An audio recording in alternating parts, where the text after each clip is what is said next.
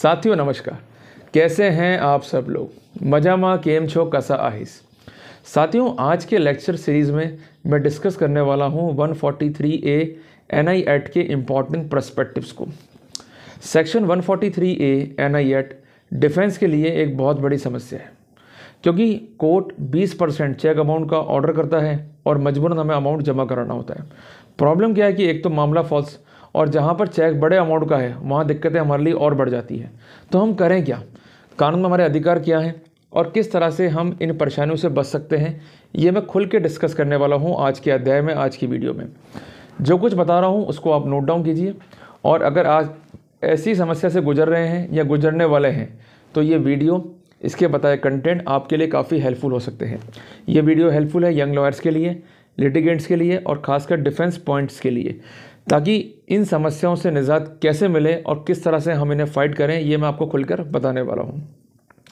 साथियों, आप सबसे पहले जजमेंट का नाम नोट डाउन करें, ताकि जब भी हम केस की स्टडी करें अपने स्तर पे तो वहाँ पर हमें कोई दिक्कत नहीं आए। जजमेंट जो है ये प्रोनाउंस किया है Jammu and Kashmir high court ने, और जजमेंट का नाम है नाजिर वर्सेस अब्दुल, और जजमेंट का डेट है 23/12/2022। क्लियर हो गया? नोट कर लिया ना आप लोगों ने? चलिए चलते हैं आगे। साथियों, इस मामले के फैक्ट्स क्या थे कि एक पिटिशन जो है सेक्शन 482 CRPC के तहत ऑनरेबल हाईकोर्ट में पेश हुई।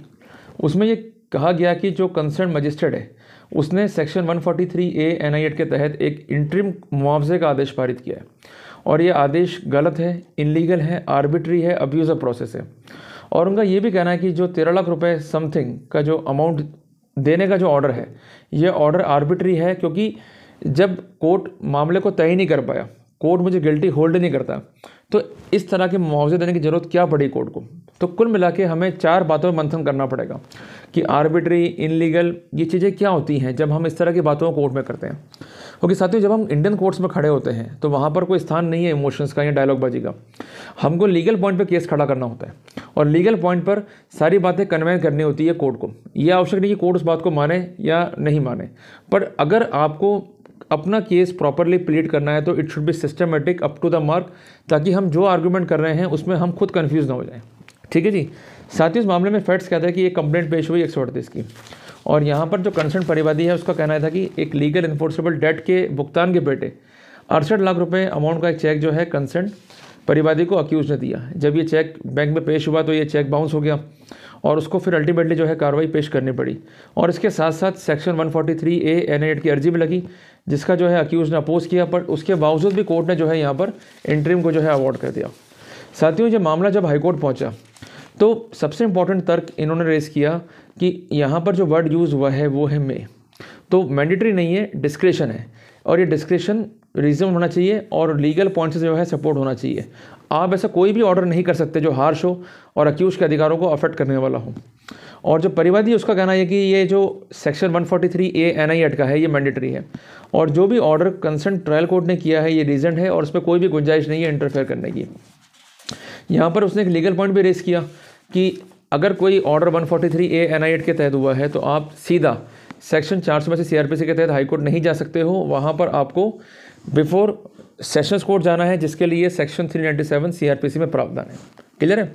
तो वो बात करता है रिवीजन की, और रिवीजन कोर्ट भी जो इम्पिन ऑर्डर है उसकी लीगलिटी को चेक कर सकता है। ये मोटी मोटी बातें कानून की अपन ने समझी। हालांकि इस जजमेंट में कोर्ट ने जो स्कोप था 482 का और सेक्शन 397 CRPC का उसको डिस्कस नहीं करा है। कोर्ट ने केवल स्कोप डिस्कस किया है 143A NI एक्ट को लेकर। अब साथियों, सबसे इंपॉर्टेंट बात जो कोर्ट ने लिखी, कोर्ट का कहना यह कि सेक्शन 138 जो NI एक्ट है ये बेसिकली डेटरेंस प्रोवाइड करता है। ये इसलिए प्रोवाइड करता है क्योंकि फाइनेंशियल सिस्टम में लोगों का विश्वास जो है बना रहे।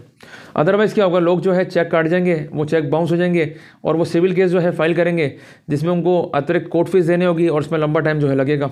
तो लोगों का विश्वास कैसे जमेगा कि जब एक डर होगा कि अगर आपने चेक दिया, वो चेक बाउंस हो गया तो आपको जेल भी जाना पड़ सकता है।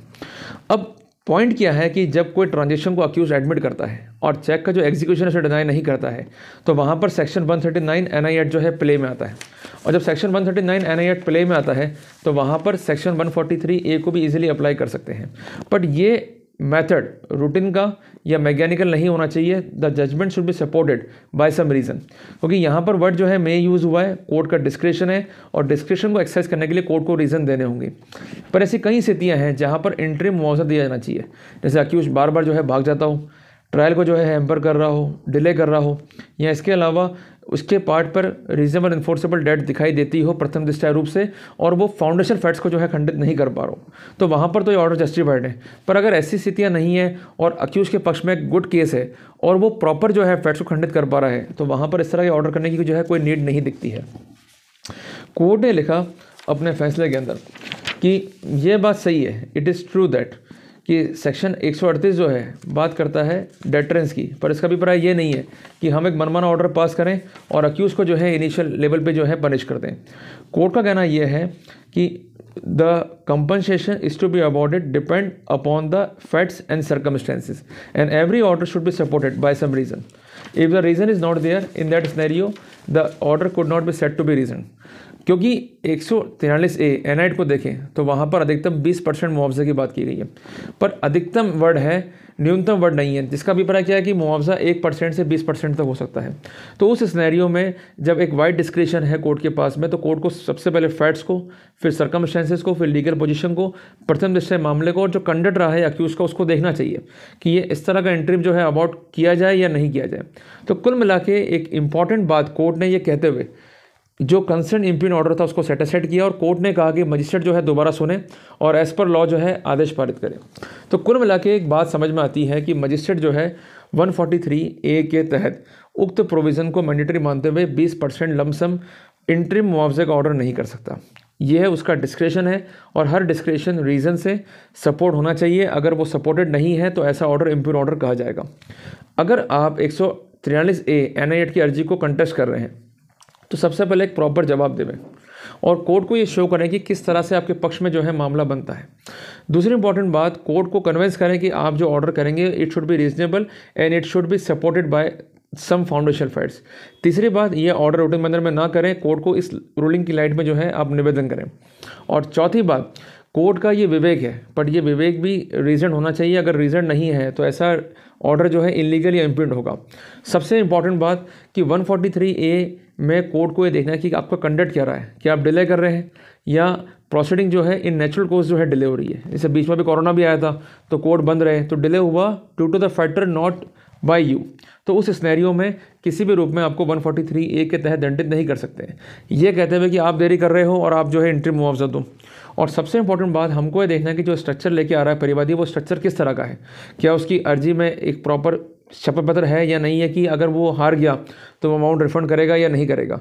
तो कुल मिला के सोशल सिक्योरिटी और लीगल सिक्योरिटी भी देखनी पड़ेगी अक्यूज की। ये नहीं कि आप एक्स पार्टी जो है ऑर्डर कर रहे हैं और सिर्फ बात कर रहे हैं परिवादी की।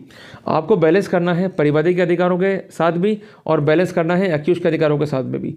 तो कुल मिला के इन स्थितियों को अगर आप ध्यान में रखेंगे तो एक अच्छा प्ले जो है आप कर पाएंगे इन 143A एनआईएट। अदरवाइज़ क्या होगा, रूटीन मैटर में ऑर्डर हो जाएंगे, आप अमाउंट जमा करा देंगे और अदरवाइज़ आपको ही दिक्कत फेस करनी होगी।